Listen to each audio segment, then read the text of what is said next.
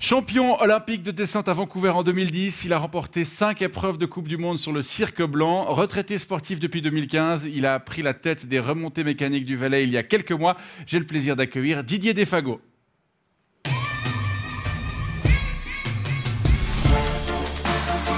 Bonsoir, merci.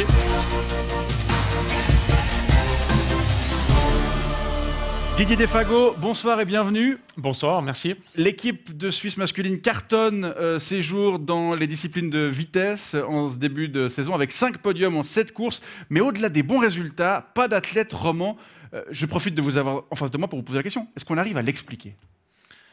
Oui, je crois d'abord un petit peu à un tournus. On a eu une très forte équipe en vitesse romande il y a quelques... Non, on a eu Didier Cuche et on a eu Didier Defago et depuis c'est compliqué. C'est vrai. Bon, par contre, à contrario, en discipline technique, ça marche très très fort. Et puis on voit comme un Loïc Meillard qui se met gentiment sur la vitesse, qui est capable de jouer les premiers rôles encore le week-end dernier sur Kitzbühel. On fait souvent la différence entre technique et vitesse en ski alpin. Est-ce qu'on peut pas être bon dans les deux ?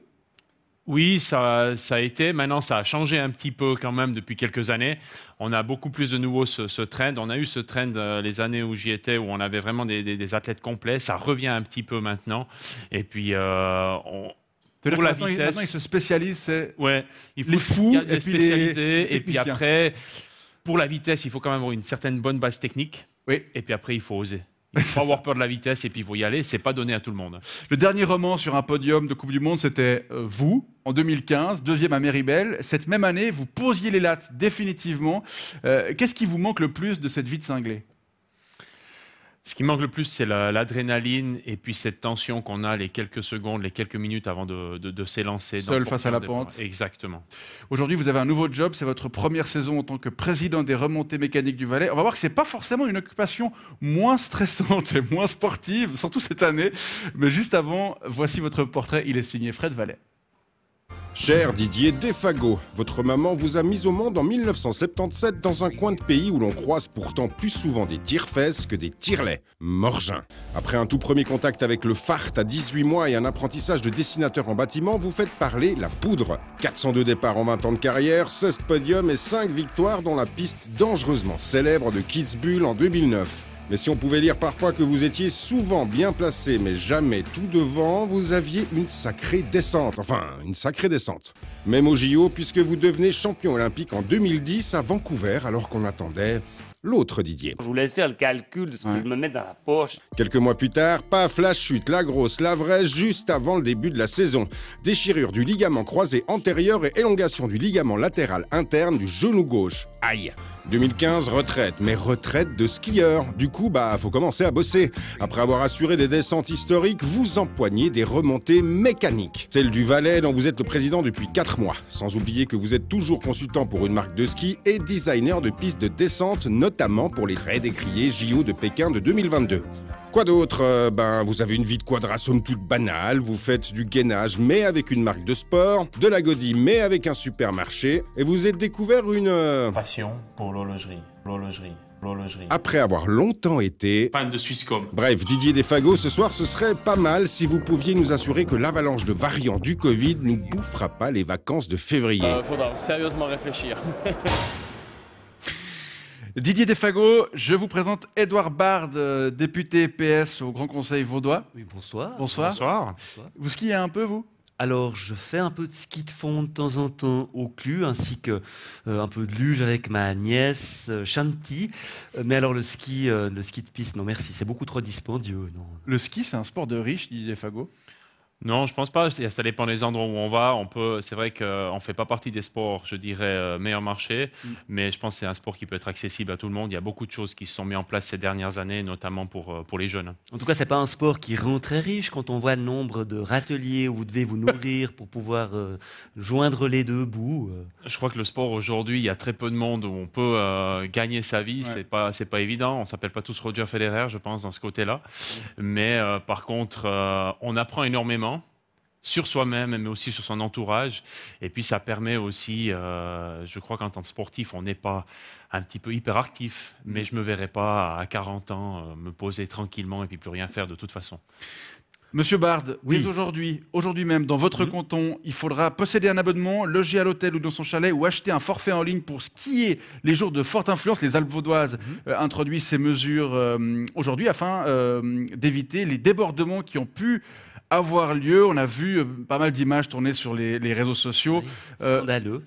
Voilà. Alors pour vous, Monsieur Bard, il était temps. Il est surtout temps de fermer les domaines skiables. Je ne vois pas pourquoi les exploitants de remontées mécaniques seraient les seuls à tirer leur épingle du jeu, je dirais même à profiter de cette pandémie, puisque c'est la seule activité possible. J'entends, ils s'enrichissent, c'est scandaleux. Je dirais qu'on n'en profite pas vraiment, Ouais, mais vous avez l'impression, voilà, non, je crois pas. Je crois qu'aujourd'hui, en tout cas au niveau du Valais, on est au niveau de la fréquentation, on est en baisse d'environ 38% depuis le début de la saison. Moi, j'ai un ami restaurateur chiffres, qui a une baisse de 100%. Hein. Alors voilà, c'est ce que je voulais dire. Après la solidarité. Alors certes, on est ouvert, les restaurants sont fermés, mais je pense que la solidarité, on a énormément d'aide qui est demandée de différents milieux qui sont fermés, et la solidarité passe pour moi aussi pour les milieux qui sont ouverts.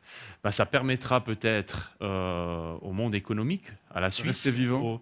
je dirais pas de rester vivant, mais peut-être de devoir, sur les paquets qui ont été annoncés de plusieurs milliards, de pouvoir aussi peut-être, pour les branches qui sont ouvertes, qui auront besoin aussi d'aide, de pouvoir réduire cette enveloppe et puis de donner à plus que à ceux qui sont fermés. On va parler des aides tout à l'heure. Je précise peut-être juste que cette décision vaudoise n'émane pas des autorités vaudoises, mais des stations elles-mêmes. Oui, ça commençait un petit peu trop à se voir que ça partait en cacahuète, manifestement. Monsieur Bard, on vous sent très sceptique face à la gestion des remontées mécaniques, la gestion politique de ces remontées mécaniques en Suisse cet hiver. Pourquoi? Alors, je suis tout d'abord très sceptique, je dirais, par rapport à la pratique du ski en général, qui est un sport, en l'occurrence une activité ludique, majoritairement pratiquée par une élite bourgeoise privilégiée. Il suffit de faire un rapide calcul entre les forfaits, l'hébergement, les frais de transit pour se rendre sur les stations.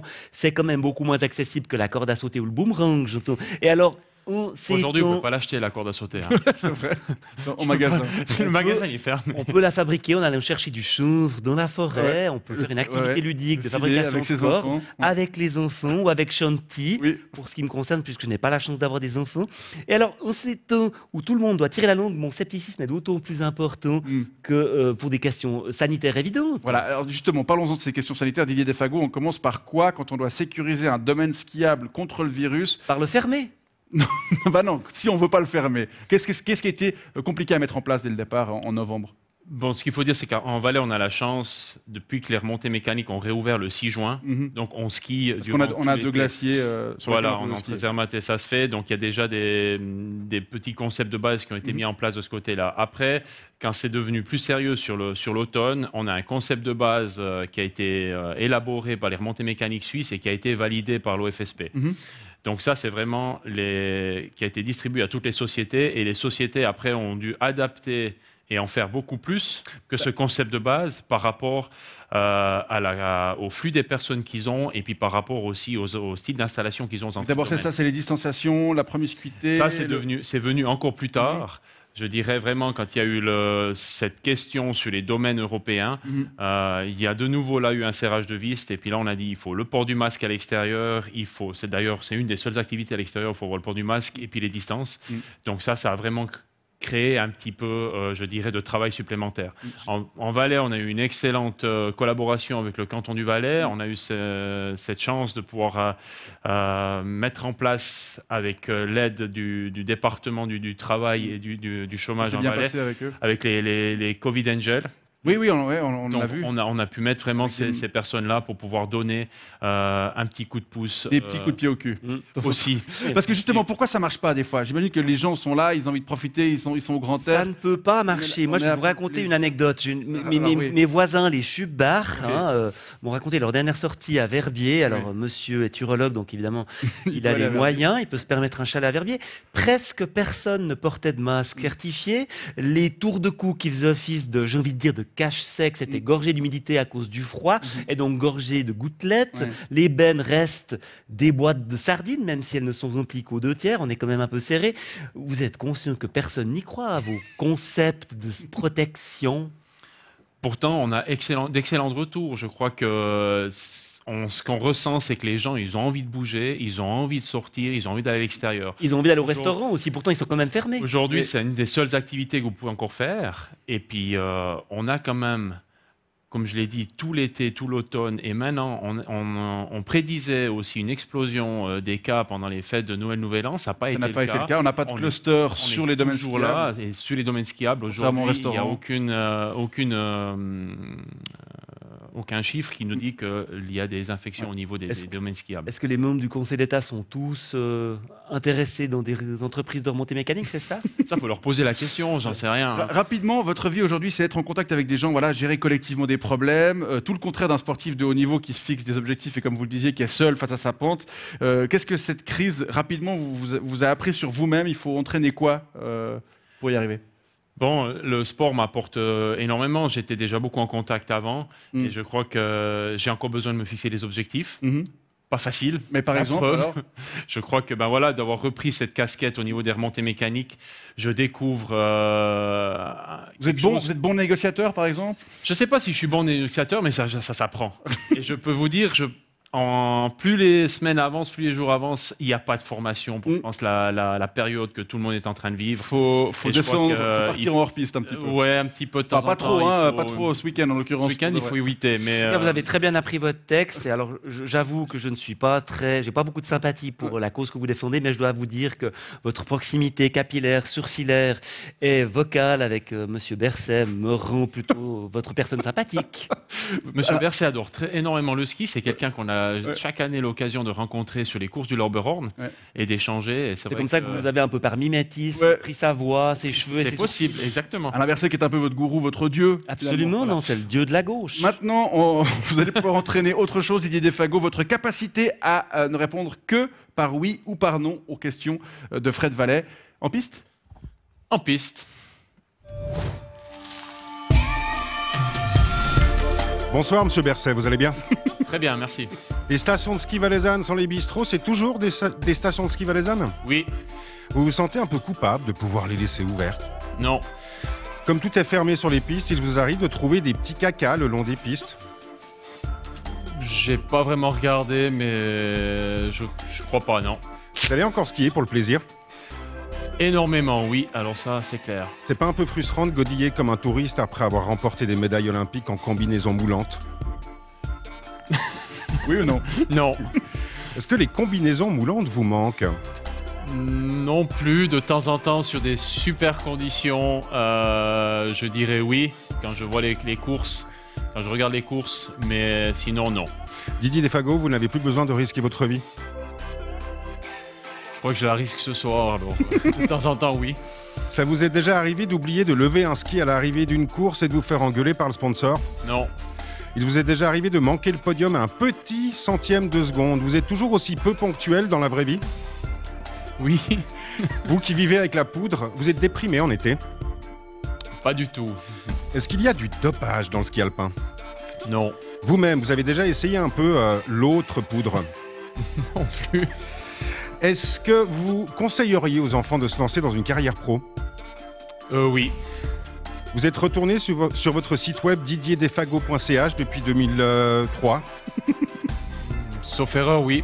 Vous avez licencié le graphiste? Non. On est d'accord qu'un skieur, ça répond toujours un peu n'importe quoi aux journalistes à la fin des courses? Ça répond ce que le journaliste veut entendre. Vous dessinez des pistes de ski dans le monde entier. Votre apprentissage de dessinateur en bâtiment, ça vous a aidé? Oui. Les mauvaises langues disent parfois que les sportifs sont un peu stupides. Vous confirmez? C'est à vous de savoir, mais non. Didier Defago, est-ce que vous vous êtes donné à 110% durant ce oui-non? 200. Alors merci, vous êtes libre. Merci. Didier Defago, rapidement avant de se dire au revoir, qu'est-ce qu'il vous reste à faire jusqu'à la fin de cette saison, jusqu'au mois d'avril? On a parlé du variant, il y a encore du boulot? Il y a encore du boulot. Je crois qu'on arrive sur une période qui est très très importante pour les remontées mécaniques où on réalise entre 40 et 50% de notre chiffre d'affaires de l'hiver sur ces vacances février-mars qui arrivent. Et puis on est un pilier essentiel de la vie de la montagne, de l'économie de la montagne, du tourisme. Pour le Valais, je dirais que la montée mécanique ouverte commence déjà en pleine. Donc, c'est vrai qu'on va au-devant de quelques semaines très difficiles. On a parlé de ski, on a parlé de course. Si je devais comparer, on a passé le 3e temps intermédiaire, il en reste encore un. Et puis, normalement, on aimerait voir l'arrivée sur mi-avril. Alain Berset, votre sosie, parlait de marathon, faisait des analogies sportives aussi. Ouais, le marathon, c'est un peu long pour moi. J'aime bien quand même comparer sur les 2 minutes, 2 minutes de ski. Donc voilà, mais c'est vrai qu'il faut énormément de patience. Vous allez prendre le ravitaillement tout de même. J'entends parler le vaccin, vous allez vous faire piquer. Écoutez, on a parlé vraiment de ce qu'il y a, des contacts que j'ai avec toutes les personnes et puis le fait que je voyage aussi dans le monde. Et je pense que j'en aurai pas le choix et oui, je pense que je me ferai vacciner. Didier Defago, merci beaucoup d'avoir été avec nous ce soir. Édouard Bard, merci à vous aussi. Merci à vous. Messieurs, bonne soirée et bonne soirée à vous. continuation. Bonne et bon ski à tout le monde. Et bon ski à tout le monde. Ah, de fond.